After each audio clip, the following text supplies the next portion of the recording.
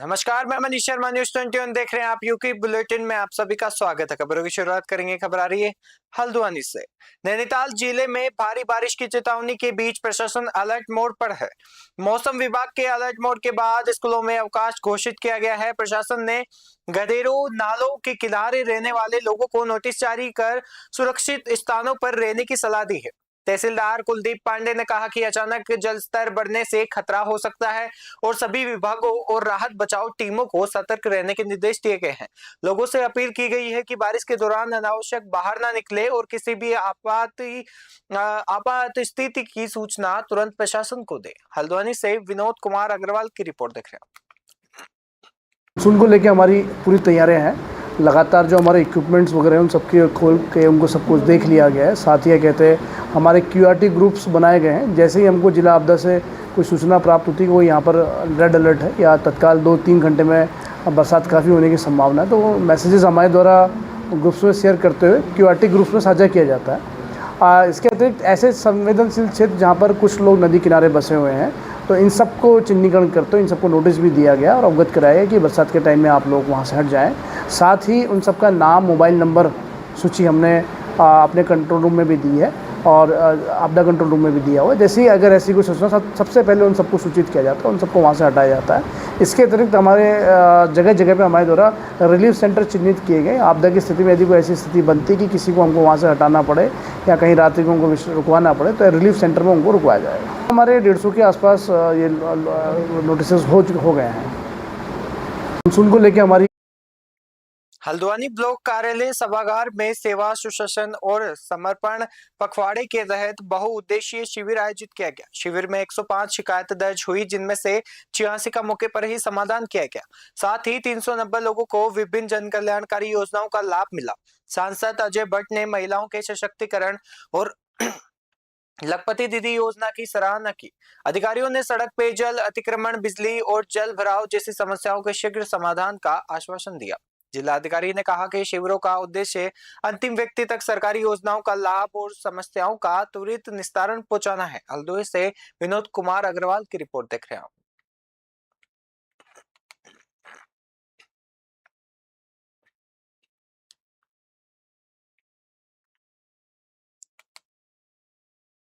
सेवा समर्पण को लेके सरकार द्वारा जो ये सेवा पखवाड़ा चलाया जा रहा है, आज हल्द्वानी विकास खंड में बृहद जो अवसंरचनाएं, इंफ्रास्ट्रक्चर हैं, उस थीम को लेकर यहाँ पर स्टॉल्स लगाए गए हैं। माननीय सांसद जी, माननीय विधायक जी, प्रभारी सचिव महोदय और जो इंफ्रास्ट्रक्चर डिपार्टमेंट की जितनी एजेंसीज हैं, वो यहाँ पर आज सभागार में पब्लिक से मुखातिब होकर उन्हें जानकारियाँ दे रहे हैं। सरकार जनता के द्वार जो हमारा कार्यक्रम चल रहा है, तत्काल प्रभाव से जो माननीय मुख्यमंत्री जी ने निर्देश दिए हैं उसके निराकरण हमारे अधिकारीगण वहीं पर कर रहे हैं। जैसे विद्युत विभाग है, पेयजल है और रास्ते, भटिया अन्य हैं, कई और भी लोग यहाँ पर आए हैं। सिंचाई विभाग है, तो जितने विभागों की बात आ रही है, PWD है,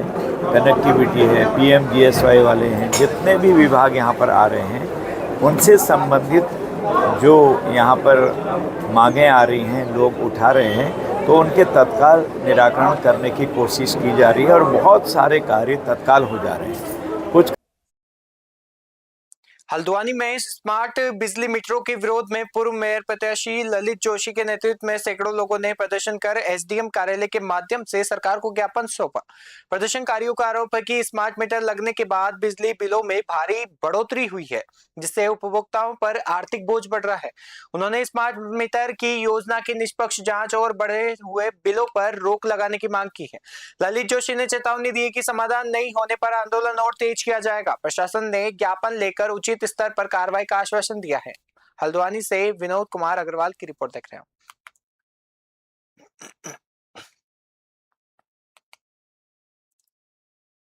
नीचे करो आप लोगों ने किया है और क्या कुछ मांग करते हैं? बड़े ईमानदारी से कह रहा हूं कि इन बढ़े हुए बिलों के आप ही सबसे बड़े उसके शिकार हैं। तो यानी कि मतलब आप, यानी पत्रकार बंधु, आपके घरों में भी ये बिल आए हैं किसी का बिल होता था 1500, उसका बिल 5-5 हज़ार आ गया।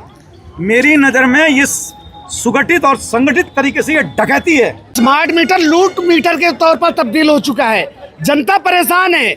जिनका 200, 300, 500 रुपये महीने का बिल आता था, उनको हजारों में बिल आ रहा है। स्मार्ट मीटर लगाने का हम पहले दिन से विरोध कर रहे थे और बढ़े हुए बिलों को लेकर लगातार हमने प्रदर्शन किया, ज्ञापन दिया, पुतला दहन किया, लेकिन सरकार और विभाग में बैठे हुए अधिकारियों के जूं तक नहीं रेंग रही है। स्मार्ट मीटर लगे जनता की त्राही मची हुई है। आप देख रहे हैं कि जगह जगह पूरे प्रदेश भर में इसका विरोध करा जा रहा है, जहां जनता का कहना है कि और कितने लोग हमारे साथ अभी आए हुए हैं। इनकी परेशानी यही है कि जिस पहले जो बिजली का बिल 2000 रुपये आता था, अब वो बढ़ के 4 गुना ज़्यादा आ रहा है। देखिए विहान भाई, इन्होंने अब से कुछ महीने पहले स्मार्ट मीटर लगाए थे, जो कि जनता उस मीटर के बिल्कुल खिलाफ थी। जनता ने भारी विरोध भी किया, हमने भी भारी विरोध किया, लेकिन इन्होंने पुलिस बल पर हल्द्वानी के हर एक कोने में स्मार्ट मीटर लगा दिए। डोईवाला में सेवा सप्ताह के तहत आयोजित विशेषज्ञ चिकित्सा शिविर में 300 से अधिक लोगों ने स्वास्थ्य प्रशिक्षण और चिकित्सकीय परामर्श का लाभ उठाया। शिविर का शुभारंभ विधायक बृजभूषण गेरोला ने किया। उन्होंने कहा कि प्रदेश सरकार का उद्देश्य प्रत्येक नागरिक तक बेहतर और सुलभ स्वास्थ्य सेवाएं पहुंचाना है। 3 दिवसीय शिविर के पहले दिन विभिन्न विशेषज्ञ चिकित्सकों ने मरीजों की जांच कर आवश्यक परामर्श दिया। विधायक ने लोगों से नियमित स्वास्थ्य परीक्षण कराने और स्वास्थ्य के प्रति जागरूक रहने की अपील की। डोईवाला से आशीष यादव की रिपोर्ट देख रहे हैं।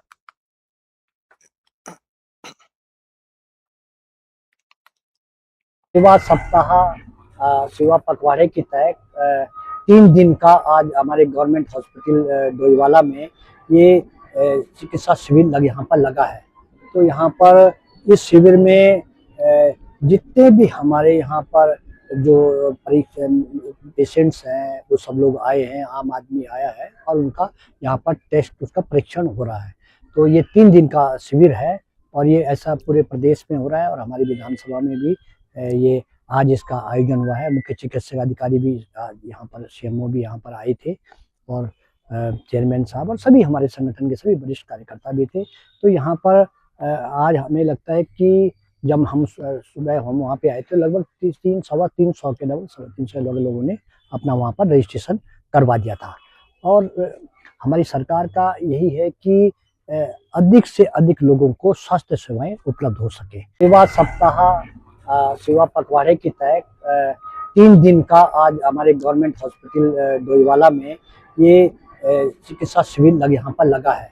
तो यहाँ पर इस शिविर में जितने भी हमारे यहाँ पर जो पेशेंट्स हैं वो सब लोग आए हैं, आम खटीमा से खबर आ रही है, जहां खटीमा रेंज के चकरपुर वन चौकी क्षेत्र में अवैध पेड़ कटान का नया मामला सामने आया है।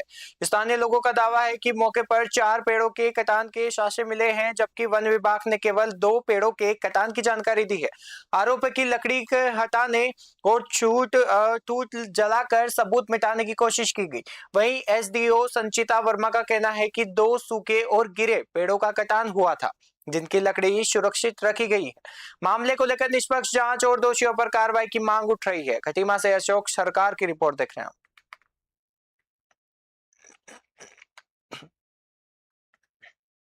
हमें सूचना प्राप्त हुई थी कि हमारी चकरपुर गेट में 2 सूखे गिरे हुए उखड़े हुए सागवान के 2 पेड़ों का पाटन किया गया है यहाँ पर, और उसके संबंध में हमारे वहाँ रेंज केस दर्ज किया गया है, जिसकी जांच अभी गतिमान है। जांच की जब अंतिम रिपोर्ट आ जाएगी तो फिर अवगत करा दिया जाएगा। ठीक है। हाँ, जो लकड़ी कटी है उसमें से कुछ माल हमको बरामद हो गया है, जिसकी नपत वगैरह करवा करके उसे सुरक्षित स्थल पर रखवा दिया गया। कहाँ से बरामद होना? वही मौके से बरामद। डोईवाला से खबर आ रही है, जहां मसूरी रोड पर शिव मंदिर के पास स्कूटी सवार एक व्यक्ति करीब 50 मीटर गहरी खाई में जा गिरा। सूचना मिलते ही एसडीआरएफ की टीम मौके पर पहुंची और जिला पुलिस के साथ संयुक्त रेस्क्यू अभियान चलाया। कठिन परिस्थितियों में तकनीकी उपकरणों की मदद से घायल को सुरक्षित बाहर निकालकर प्राथमिक उपचार दिया गया। घायल की पहचान 36 वर्षीय रोहित निवासी आवास विकास कॉलोनी ऋषिकेश के रूप में हुई है। इसके बाद उसे आगे के उपचार के लिए जिला पुलिस के सुपुर्द कर दिया गया। डोईवाला से आशीष यादव की रिपोर्ट देख रहे हैं। दिनेशपुर से खबर आ रही है। दिनेशपुर नगर पंचायत में आयोजित बहुउद्देशीय जन कल्याण शिविर में उम्मीद के विपरीत केवल 5 लोगों ने ही अपनी शिकायत दर्ज कराई। शिविर में विभिन्न विभागों के अधिकारी मौजूद रहे और शिकायतों के शीघ्र निस्तारण का आश्वासन दिया गया। साथ ही लोगों को सरकारी योजनाओं की जानकारी भी दी गई। हालांकि फरियादियों की कम मौजूदगी से आयोजन की प्रभावशीलता पर सवाल उठने लगे हैं। अधिकारियों का कहना है कि ऐसे शिविर जनता और प्रशासन के बीच सीधा संवाद स्थापित करने का माध्यम है, जबकि भविष्य में लोगों की अधिक भागीदारी सुनिश्चित करने के प्रयास किए जाएंगे। दिनेशपुर से राहुल विश्वास की रिपोर्ट देख रहे हैं। उनकी सरकार जन जन के द्वार का शिविर का आयोजन किया गया है। जनता आ रही है, काफ़ी अपनी शिकायतें लेके आ रही है। कोई राशन कार्ड है, कोई बिजली का बिल है और कई तरह के लेके यहाँ जनता पहुँच रही है और हमारे कर्मचारी बैठे हैं, जितने लेके निस्तारण करेंगे। जन जन की सरकार जन जन के द्वार उत्तराखंड के यशस्वी मुख्यमंत्री आदरणीय पुष्कर सिंह धामी जी, जिनका मुख्यमंत्री के रूप में, जनसेवक के रूप में सबसे लंबा कार्यकाल इस उत्तराखंड में हुआ है। एक रिकॉर्ड उन्होंने बनाया इस उत्तराखंड के अंदर। ये रिकॉर्ड सिर्फ दायित्व या जिम्मेदारी संभालने का नहीं है, ये रिकॉर्ड इस उत्तराखंड में विकास की गंगा को बहाने का है। कैंप हमारा सेवा समर्पण सुशासन में जन जन की सरकार जन जन के द्वार के लिए लगाया गया है। इस कैंप में आप देखना चाहेंगे कि 25 विभाग लगभग यहाँ पर उपस्थित हुए हैं और इन 25 विभागों में जनता को होने वाली सभी समस्याएं या उनको केंद्र सरकार और राज्य सरकार की सभी योजनाओं से उनको अवगत कराया जाएगा और लाभान्वित किया जाएगा। देखिए, वन एवं पर्यावरण जो एडवाइजरी कमेटी है उसका मैं उपाध्यक्ष हूँ। स्टेटस राज्य मंत्री का है मेरा। और जन जन की सरकार जन जन के द्वार, सेवा सुशासन और समर्पण, ये बहुउद्देशीय शिविर जो है हर जनता की समस्याओं का समाधान करने, उनका कोई कार्य अगर विभिन्न प्रकार के विभागों में है तो एक ही जगह उस कार्य को समाधान करना। उनकी सरकार जन जन के द्वार का शिविर का आयोजन किया गया है। यूके बुलेटिन में फिलहाल के लिए इतना ही। देखते रहिए न्यूज़ 21। नमस्कार।